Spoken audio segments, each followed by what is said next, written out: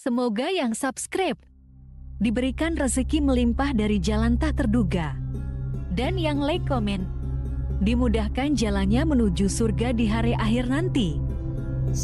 Siapa yang tak mendengar nama Qorun? Dia adalah seorang sosok kaya raya di zaman Nabi Musa yang namanya melegenda hingga sekarang.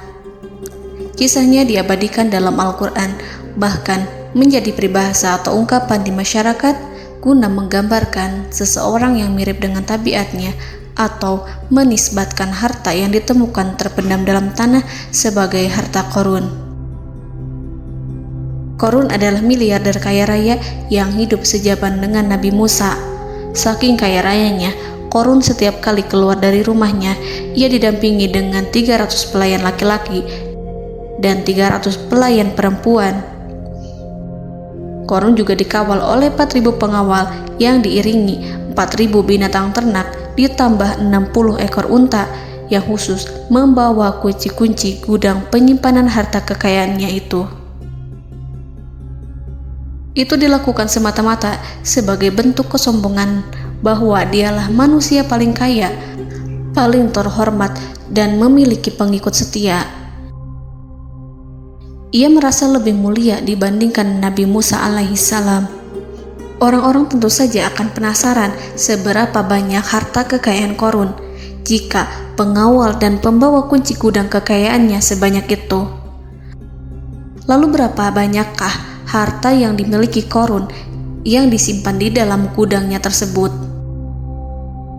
Sebelum saya melanjutkan, dimohon untuk menonton video ini sampai selesai supaya tidak ada kesalahpahaman dalam memahami isi cerita, serta mohon bantu channel ini semakin berkembang dengan cara tekan subscribe dan silakan tinggalkan like serta komen positifnya. Semoga dukungan pemirsa Risalah Kehidupan bernilai pahala dan menjadi wasilah dimudahkannya segala urusan pemirsa sekalian. Pemirsa Risalah Kehidupan, di zaman sekarang banyak orang yang mengistilahkan rezeki yang tak terduga dengan istilah harta Qorun. Lalu dari manakah sumber harta kekayaan Qorun yang sangat luar biasa itu? Serta di manakah Qorun dan hartanya ditenggelamkan? Siapakah Qorun dan bagaimana kisahnya dengan Nabi Musa? Qorun merupakan kaum Nabi Musa alaihissalam. Disebutkan oleh Ibnu Juraij, nama lengkap Qorun adalah Qorun ibnu Yashar, ibnu Qahis, ibnu Lawi, ibnu Yakub. Ia merupakan putra paman atau sepupu Nabi Musa alaihissalam. Pasalnya, Nabi Musa alaihissalam sendiri adalah putra Imran, sedangkan Imran adalah putra Qahis. Dengan kata lain, Qorun masih satu kakek dengan Nabi Musa alaihissalam, yakni kakek Qahis. Ia adalah umat Nabi Musa yang taat. Tidak hanya memiliki banyak harta, Qorun juga termasuk orang yang cerdas dan berilmu. Ia menguasai ilmu duniawi dan ilmu ukhrawi, dan tercatat bahwa Qorun adalah ahli di bidang kimia.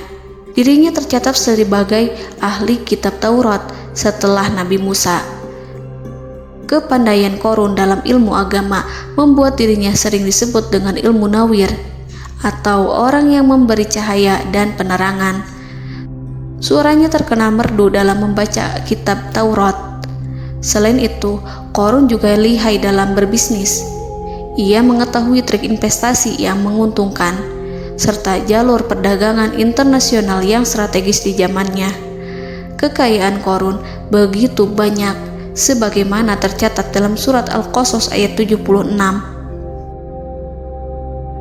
Sesungguhnya Qorun termasuk kaum Musa, tetapi dia berlaku aniaya terhadap mereka. Kami menganugerahkan kepadanya perbendaharaan harta yang kunci-kuncinya sungguh berat dipikul oleh sejumlah orang-orang yang kuat. Dalam riwayat Kaisamah disebutkan, kunci gudang kekayaan Qorun dibutuhkan 60 bigol atau sejenis kuda kecil. Ukuran kuncinya sebesar jari, bahannya terbuat dari kulit, dan setiap kunci digunakan untuk satu gudang. Maka keluarlah Qorun kepada kaumnya dalam kemegahannya. Para ulama tafsir menjelaskan Korun keluar dengan mewah diiringi dengan 300 gadis berbaju merah dan 4.000 kendaraan kuda. Tak heran, iring-iringan Korun itu mengundang decak kagum mereka yang gandrung terhadap harta kekayaan. Sebagaimana yang terekam dalam ayat Al-Quran, moga-moga kiranya kita mempunyai seperti apa yang telah diberikan kepada Korun. Sesungguhnya ia benar-benar mempunyai keberuntungan yang besar. Quran Surat Al-Qasas ayat 79. Namun tak sedikit kaumnya yang mengingatkan. Ingatlah ketika kaumnya berkata kepadanya, janganlah engkau terlalu bangga, sesungguhnya Allah tidak menyukai orang-orang yang terlalu membanggakan diri atau farihin.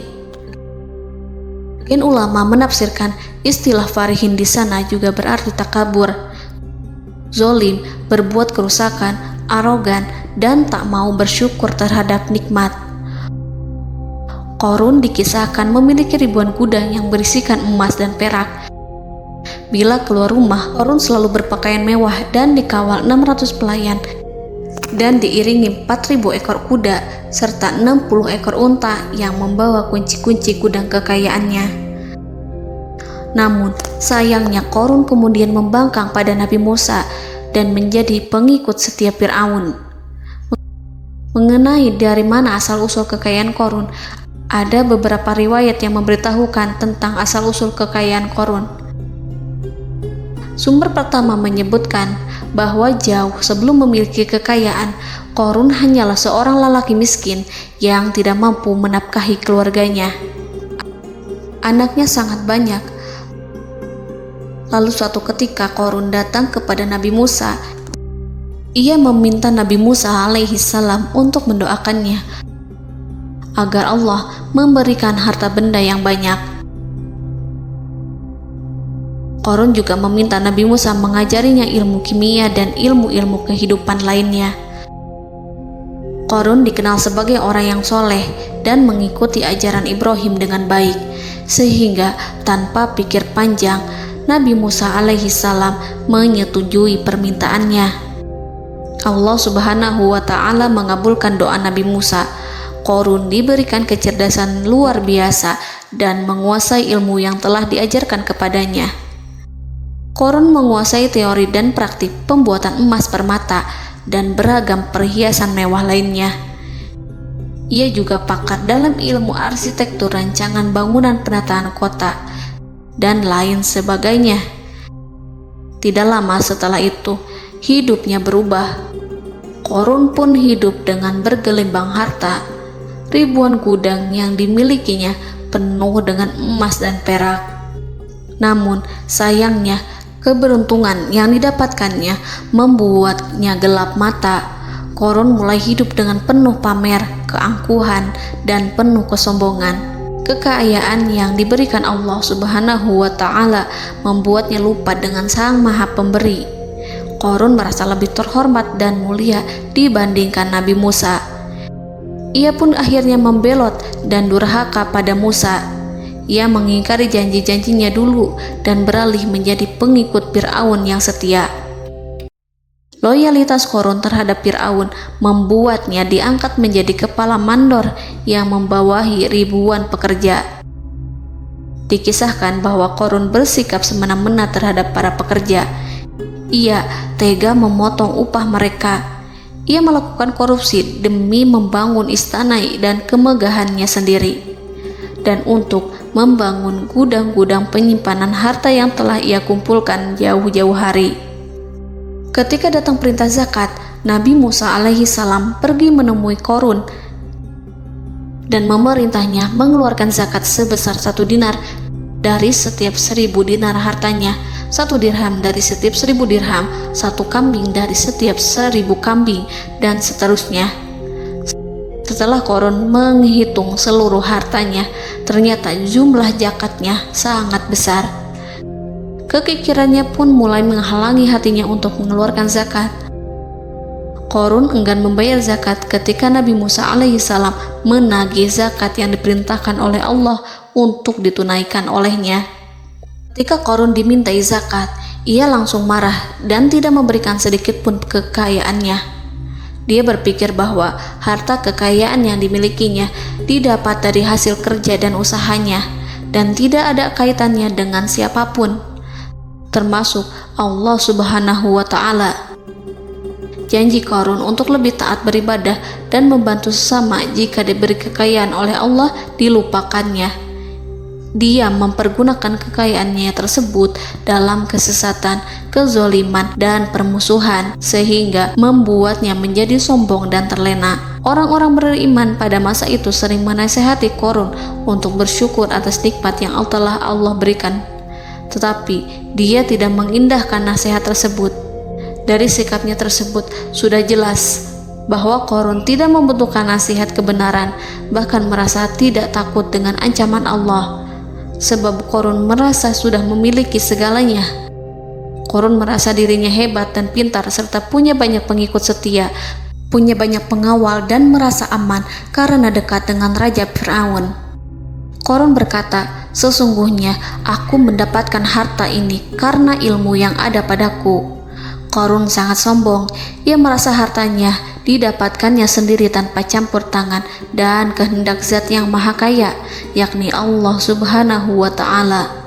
Apakah Qarun lupa ataukah ia tidak tahu bahwa Allah telah membinasakan orang-orang sombong sebelumnya, yang bahkan lebih kuat darinya, yang lebih kaya darinya, yang lebih banyak pengawalannya, lebih kokoh dan tak terkalahkan dibanding dirinya? Karena terdorong sifat kikir dan angkuh, maka Qarun membuat rencana untuk melakukan tipu daya agar dia terlepas dari kewajiban membayar zakat. Dia ingin menjatuhkan nama baik dan citra baik Nabi Musa. Kemudian dia mengumpulkan tokoh-tokoh konglomerat Bani Israel. Ia berkata kepada mereka, "Wahai saudara-saudaraku, terhadap apa yang diperintahkan Musa untuk membayar zakat, apakah kalian akan mematuhinya? Sekarang dia hendak mengambil harta yang ada di tangan kalian, maka pikirkanlah suatu cara untuk menghindari perintahnya." Para pembesar-pembesar yang dipanggil kemudian menjawab, "Wahai paduka Qarun, engkau lebih besar daripada kami. Kami akan melakukan apapun yang kau inginkan." Qarun berkata, "Datangkanlah kepadaku wanita cantik. Aku akan memberinya hadiah besar jika ia berhasil menggoda dan memfitnah Musa." Ketika wanita cantik yang diinginkannya datang, Qarun memberikan kepadanya uang muka sebagai jaminan.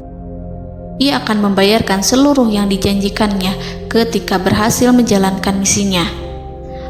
Bukan hanya itu, Qarun pun berjanji akan menjadikan wanita ini sebagai istrinya.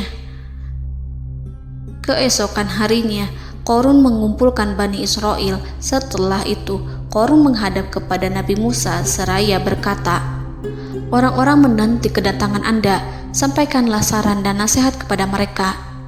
Nabi Musa kemudian keluar dari rumahnya. Ia mulai menyampaikan nasihat pada umatnya. Di antara nasihatnya, beliau berkata, "Barang siapa yang mencuri, aku akan memotong tangannya. Barang siapa yang memfitnah, aku akan mencambuknya sebanyak 70 kali. Barang siapa yang tidak mempunyai istri dan dia berbuat zina, maka aku akan mencambuknya sebanyak 70 kali. Adapun barang siapa yang memiliki istri dan ia berbuat zina, aku akan rajam dia sampai mati." Qarun kemudian berkata, "Apakah ini juga berlaku untuk Anda jika Anda sendiri yang berbuat zina? Apakah Anda akan menerima hukumannya?" Kemudian Nabi Musa menjawab, "Ya, meskipun saya sendiri yang melakukannya." Maka kemudian Qarun memanggil wanita yang telah dibayarnya. Wanita itu berdiri di depan Nabi Musa dan Bani Israel yang telah berkumpul, mengaku sedang hamil karena berhubungan badan dengan Nabi Musa. Maka marahlah Nabi Musa atas fitnah kejam yang diarahkan kepadanya. Kemudian Nabi Musa melakukan sholat 2 rakaat, lalu mendatangi wanita itu dan menyumpahnya agar mengatakan siapa yang menyuruhnya. Wanita itu menjadi ketakutan. Ia bergemetar di depan Nabi Musa dan mengaku bahwa yang menyuruhnya adalah Qarun.